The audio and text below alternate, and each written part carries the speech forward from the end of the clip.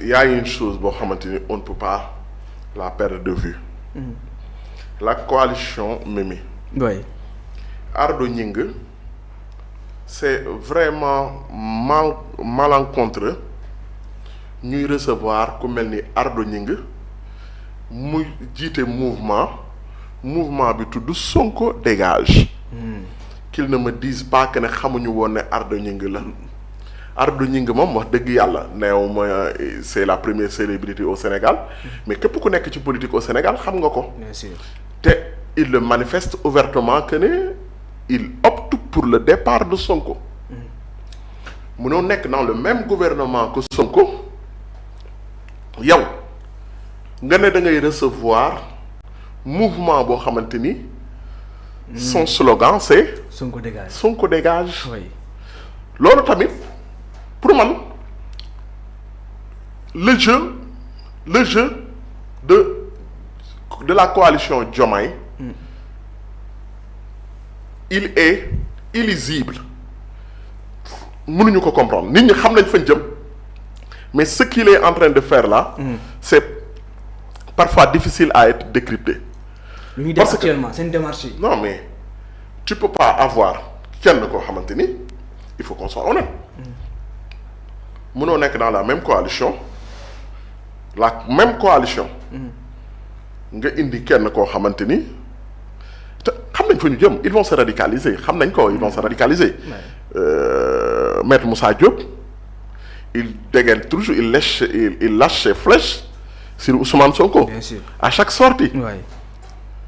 Ardo Gningue moom son slogan c'est Sonko dégage. kenn waxaale ko nëbb ko. oui. Comment il s'appelle lui qui Sarr là. Celui qui a été arrêté. waaw tam bokk Diomaye président ki ñu koy arrêté woon. Bougar Diouf oui. Bougar Diouf à chaque fois il non mais léegi nag loolu noonu day wane ne. C'est en train de la coalition Diomaye président est en train de s'éloigner de Pastef. De tout parce que mënoo ne yëgoo ko woon. parce que lii nag parfois da ngay lay mais da nga war a lay bu jub. mënoo ne xamoo woon ne te dernière fois bi ñuy dégg Ardo Gningue mais Ardo dafa dawoon génn réew mi. bien sûr. parce que xaw ma ndax dégg naa dañ ko convoqué woon. Parfois léegi nag coalition Diomaye président ils sont en train de et ils sont pas te pour c'est ce qui va les faire perdre. Ils sont pas sélectifs dans leur recrutement. Baaru de rata gumba la dañuy xëcc rek. waaw lu ñu xëcc baax na. lu ñu xëcc rek baax na. loolu c'est ce qui est dangereux. te pour man la coalition Diomaye est en train de fausser le jeu démocratique xam nga le jeu démocratique mooy lan. oui. Mimi Touré moo ko doon wax. La majorité gouverne l'opposition s'oppose. Aminata Touré bi moo ko doon wax. On n'a pas besoin de transhumance. On n'a pas besoin de gouvernement d'union nationale tappale yooyu gars yi di fi wax. La majorité gouverne, l'opposition s'oppose. Parce que loolu c'est la décision du peuple c'est le peuple qui a décidé na yow laay jox nga gérer ñële gérer wu ñu nañu toog fële di opposé wu. Et su fekkee da nga dem ba da nga lijjanti def ay manigance ba nga xamante ni Pape Cheikh mii di waa yow Pape Cheikh yow lay toj da nga dem ba. oui li nga xamante ni le jeu la décision du peuple mooy maanaam kii mu teg ko fii kii mu teg ko fële. yow par des manigances fexe nga ba ñi nga xamante ni. gauche la leen le peuple wax ñu toogee ñii mu ne leen droite lañ leen wax ngeen toogee maanaam yéen gérer leen le pouvoir yéen opposé wu leen. waaw ku nekk ak rôle bu war a jouer. c'est la décision officielle du peuple. mais lii est-ce que kenn manigance par des manigances. moo tax gis nga la coalition Diomaye président a intérêt à faire beaucoup attention.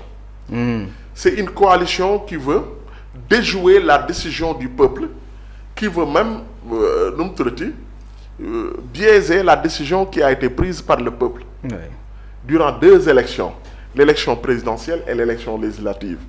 Donc booy recruter en politique te daan mais bul fàtte ne soo jëlee ñëpp ñu naan ñii kat day mel ni ku nar a def APR Bambey ñëpp ñi nga xamante ni kat dàq nañ leen nga nar leen a ñëw jël.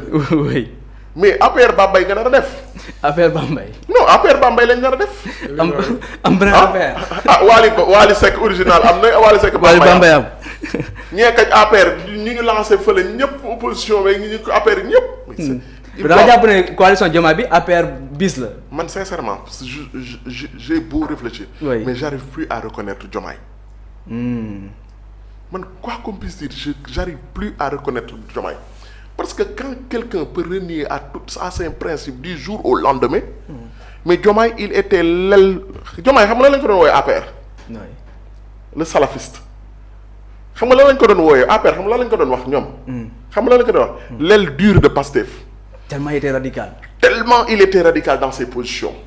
Mais ce gars-là, quand du jour au lendemain, pour ne pas dire ce gars-là, le président de la République, du jour au lendemain, peut renier tous les principes auxquels il a été admiré et même choisi, on a du mal à savoir. Parce que toutes les décisions que vont prendre la coalition Diomaye, toutes ces décisions-là vont incomber à Diomaye, le président de la République. Bien sûr. Donc, cette dichotomie imaginaire-là, les Sénégalais ne vont pas pouvoir le faire. Donc, pour moi, il a le droit, ça, il a ce droit-là, quoi. Il a le droit, Djibotou le Ousmane Sonko, Moubaïko. Il a ce droit-là. Il a le droit, Djibotou le Pastef, Moubaïk Pastef. Mais il n'a pas le droit de renier tous ses principes. Parce qu'au moins, qui me dit, musuma gis Diomaye benn yoon laa ko mës a gis xaw ma ñaari yoon Pape Cheikh mi moo ko invité woon. bi ñuy bokk ci télé bi. mais daf ma jox un homme de principe su ma koy gis nii. mais su may dégg ne toutes les activités que la coalition Diomaye est en train de faire. Diomaye taxaw di ko seetaan. mais damay na man j'arrive plus à reconnaître Diomaye. ça pose problème Bachir li ma wax yëpp ci li nga xam ne aussi moom mooy démarche yi en tout cas la coalition Diomaye président di jël damaa gis ce matin yor daal di def à la une Diomaye le nouveau homme fort du système est-ce que mën nañoo def boobu les conclusions vu ce qui s'est passé. waaw yor la. mais ci commentaire yi quand même ak lu jot a xew yëpp est-ce que mën nañoo def boobu les déductions. non xeex politique la yow xam naa di nga insister ba bon xam nga wax nañ fi on se répète. Oui. parce que affaire yi amul évolution quand même. léegi politiquement majorité bi dafa diviser wu ah. dafa diviser wu ak coalition Diomaye président ak Pastef fële. bon c'est de bonne guerre ku si nekk da ngay peinture sa morom. léegi dañuy scruter ñi nga xamante ni moom mooy les nouvelles recrues. du côté de Diomaye président. boo jëlee Pathé ñu ne ok Pathé moom APR la jóge woon nga jël Demba ñu ne Demba PS la jógee nga jël Kumba ñu ne moom waa kii la woon après ñu. peinture la ñoom tamit gis naa ne ñu ngi communiquer pour wane ne def ñu recyclage kese voilà. xeex politique la ku nekk ak say. waaw mais dafay commencer soof tuuti quoi xeex bi. waaw mu ngi bëgg a yàgg nag. et on se répète lu ñuy wax la ñuy wax boobu ba léegi xeex la boo xamante ni ñemente wuñ trop tamit ñaari camp yi. ku si nekk yaa ngi avancé mais yaa ngi sóoraale keneen ki. waaw ñemente wuñ trop. si ñaari mbër lañ yoo xam dañuy léwtoo rek xam nga léwtoo bu yàggee combat bi day mujj soof. waaw. mais parce que est-ce que léwtoo bu yàggee combat bi day mujjee soof. oui suñu waxantee dëgg ñoom ñaar ñëpp ils vont peser le pour et le contre dans ce combat-là ñoo ngi léwtoo.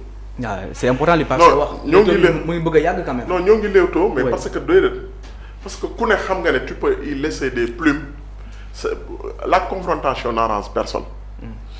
xam nga Ousmane Sonko n'est pas un premier ministre comme les autres si ñaari fànn benn fànn bi mooy il détient une majorité à l'Assemblée nationale.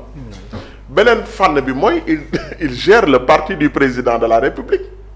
waaw.